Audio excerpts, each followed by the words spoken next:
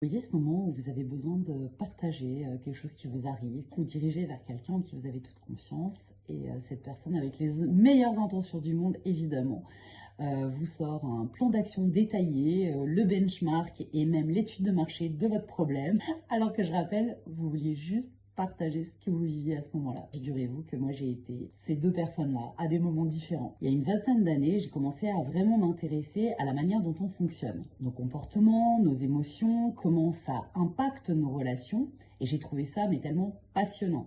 À titre personnel, moi, ça m'a vraiment permis des grandes prises de conscience, des modifications dans mes comportements, dans ma manière de communiquer. Je me suis dit, mais c'est tellement génial, je vais le partager auprès du maximum de personnes. Quand on a envie d'aider, on commence naturellement par donner des conseils, parce qu'on pense bien faire, parce qu'on a envie d'aider à soulager, à améliorer et à arranger les situations. Déjà, vouloir aider tout le monde, c'est quand même très ambitieux. D'autant que j'avais pas pris en compte une chose, c'est que tout le monde ne s'intéresse pas forcément à ces sujets-là. Et tout le monde n'est pas en demande de conseils. Tout le monde n'a pas envie d'être aidé.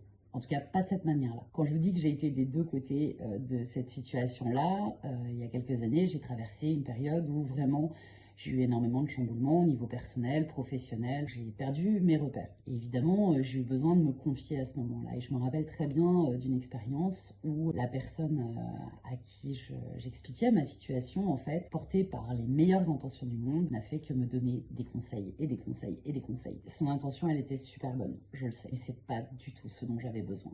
À ce moment-là, j'étais même pas encore à ce niveau de trouver des solutions. J'avais juste besoin d'être écoutée. Depuis, avant de conseiller, j'essaye, en tout cas au maximum, parce qu'encore une fois, je suis pas du tout infaillible et je me permettrai jamais d'être dans cette posture. Mais c'est de me poser la question, quelle est son attente en fait? Est-ce qu'elle veut un conseil ou juste de l'écoute? Et puis si j'ai un doute, je lui pose la question directement, tout simplement. Parce que parfois, écouter, c'est plus aidant que conseiller.